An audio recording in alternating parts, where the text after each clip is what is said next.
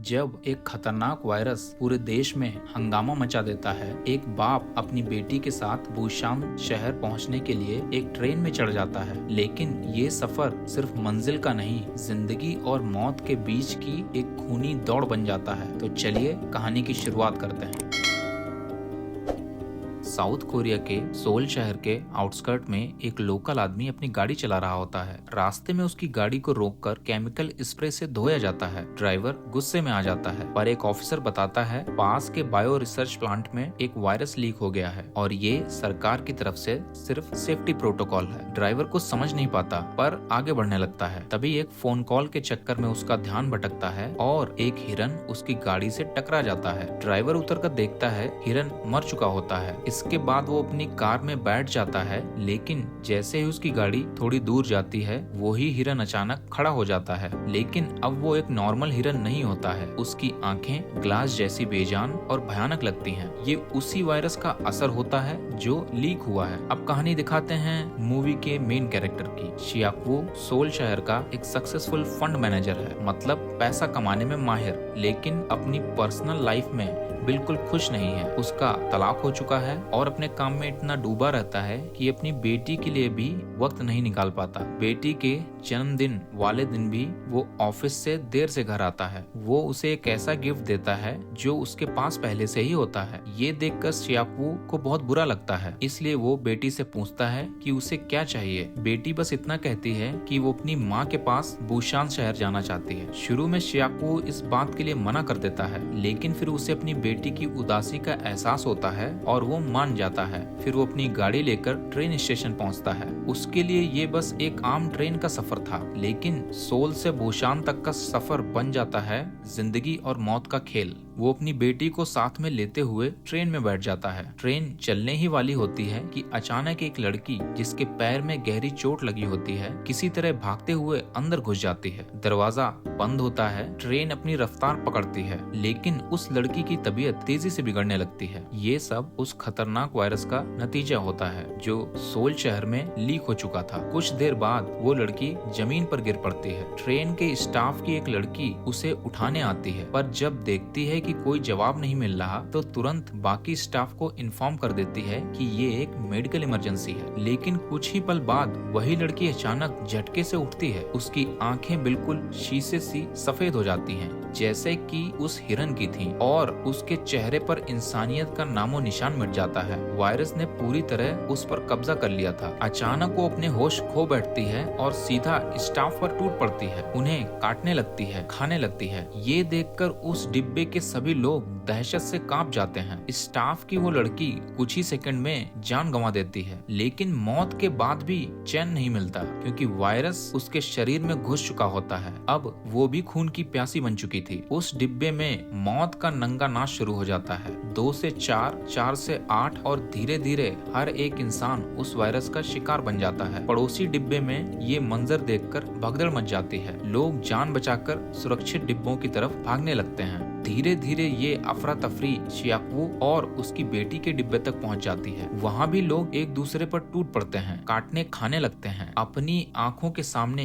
ये सब देखकर शियाकवू बहुत डर जाता है। वो तुरंत अपनी बेटी को लेता है और ट्रेन के दूसरे हिस्से की तरफ भागने लगता है। वायरस से इन्फेक्टेड लोग उन दोनों के पीछे जानवरों की तरह दौड़ते हैं। इसी अफरा तफरी में एक शैंगवा नाम का आदमी अपनी प्रेग्नेंट बीवी के साथ खड़ा होता है। तभी एक आदमी उसके सामने वायरस का शिकार बन जाता है और उसके पीछे शियाकवू होता है जो आगे नहीं बढ़ पा रहा होता है। शैंगवा तुरंत मदद करता है।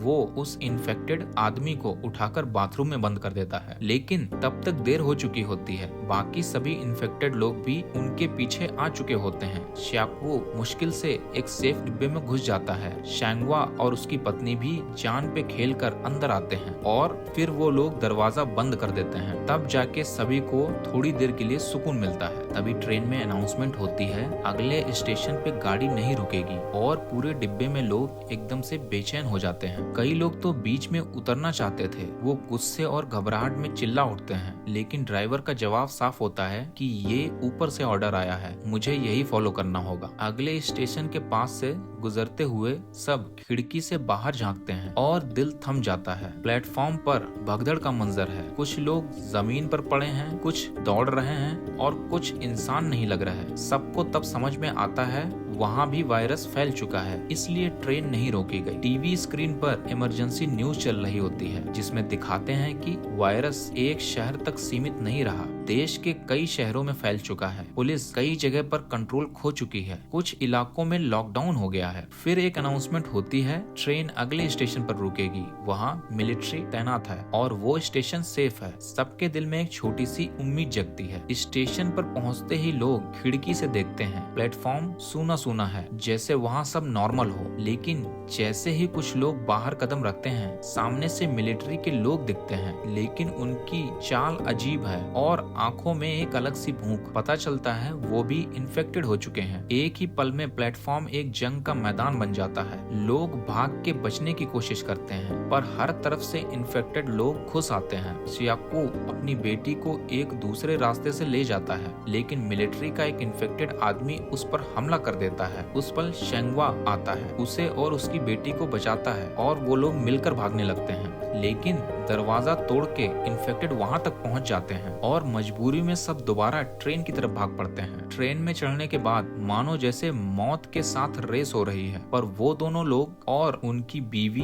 बेटी भी ट्रेन में चढ़ जाते हैं। ड्राइवर तुरंत गेट बंद करता है और अनाउंसमेंट करता है, अगला और आखिरी स्टॉप बुशान शहर है, वही एक सेफ शहर बचा है। वो लोग बाथरूम में छिपे होते हैं। शियाकू को एक चीज समझ आती है, इन्फेक्टेड लोग अंधेरे में देख नहीं पाते। वो दो लोगों के साथ मिलकर एक प्लान बनाता है, जब ट्रेन सुरंग में होगी हम अंधेरे का फायदा उठा के आगे बढ़ेंगे। सुरंग आती है और वो लोग बाथरूम से निकल के धीरे धीरे इन्फेक्टेड लोगों के बीच से गुजरते हैं। हर कदम पर सांस रुक जाती है, हर आवाज मौत को बुला सकती है। लेकिन जैसे ही सुरंग खत्म होती है, रोशनी के साथ इन्फेक्टेड लोग उनका पीछा करना शुरू कर देते हैं। आखिरी पल में शांगवा उन्हें रोकने के लिए पीछे रुक जाता है। उसकी बीवी की तबीयत खराब हो जाती है। ये देखकर शांगवा शाकू से बस एक बात कहता है, मेरी बीवी को बचा लो और उसे यहाँ से ले जाओ। और फिर वो अकेला पूरी हिम्मत के साथ इन्फेक्टेड लोगों से लड़ता है, जब तक कि वो उसे घेर नहीं लेते। शियाकू उसकी बीवी को बचाकर एक सेफ डिब्बे में ले जाता है, लेकिन वहाँ बैठे लोग समझाते हैं कि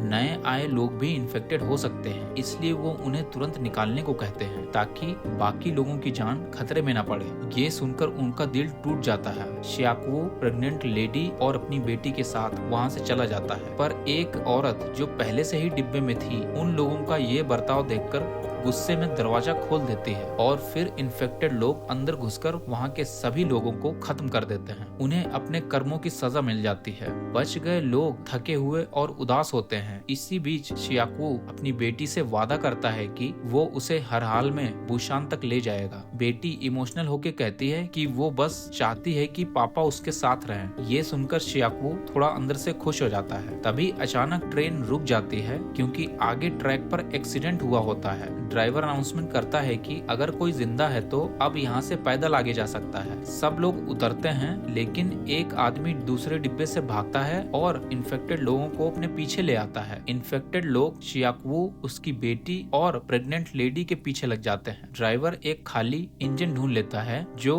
बुशान ले जा सकता है, लेकिन इन्फेक्टेड लोग एक एक करके बचे हुए लोगों पर हमला कर देते हैं। इस भगदड़ में ड्राइवर भी मारा जाता है। शियाकू वहाँ से पूरा जोर लगाकर भागता है। शियाकू अपनी बेटी को फिर प्रेग्नेंट लेडी को इंजन में चढ़ा देता है। इन्फेक्टेड लोग खून के प्यासे होकर इंजन में लटक जाते हैं, पर शियाकू उन्हें लात मार के गिरा देता है। थोड़ी देर के लिए तीनों चैन की सांस लेते हैं, लेकिन कंट्रोल रूम में एक इन्फेक्टेड आदमी होता है जो शियाकू पर हमला कर देता है। लड़ाई में शियाकू उसे ट्रेन से गिरा देता है, पर इस बीच वो खुद भी काट लिया जाता है। वो समझ जाता है कि अब उसके पास ज्यादा वक्त नहीं है। वो प्रेग्नेंट लेडी को ब्रेक्स का कंट्रोल समझाता है ताकि बुशान पहुंचने पर वो लोग ट्रेन रोक सके। अपनी बेटी से आखिरी बार बातें करके उससे कहता है कि वो अपनी माँ के साथ रहे क्योंकि बुशान शहर सेफ है। बेटी रोकर कहती है कि उसे कुछ नहीं चाहिए, बस पापा का साथ चाहिए। शियाकवू कंट्रोल रूम से निकल जाता है ताकि अपनी बेटी को कोई नुकसान न पहुंचा सके। अपनी जिंदगी के अच्छे पल याद करता है और सोचता है कि कैसे पैसे के चक्कर में उसने अपनी जिंदगी बर्बाद कर ली। इससे पहले कि वायरस उस पे पूरी तरह से कब्जा करे, वो ट्रेन से कूद जाता है। उसकी बेटी रोती रह जाती है। उस पल का दर्द उसके लिए सबसे बड़ा होता है। ट्रेन